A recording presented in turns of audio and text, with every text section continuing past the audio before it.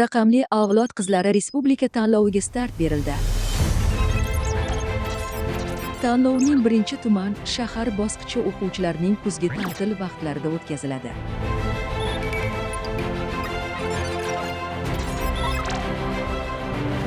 Tuman bosqichida eng yuqori ball to'plagan 10 ta startap loyiha hududiy bosqichga tavsiya etiladi. Tanlov quyidagi yo'nalishlarda o'tkaziladi.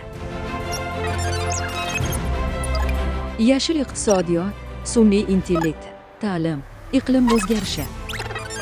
Respublika bosqichida g'olib bo'lgan qizlar chet eldagi ta'lim sayohatini qo'lga kiritishadi. Shunday ekan, orqada qolmang. Bugunoq qizlar.raqamliavlod.uz saytiga tashrif buyuring va o'z nomzodingizni ro'yxatdan o'tkazing.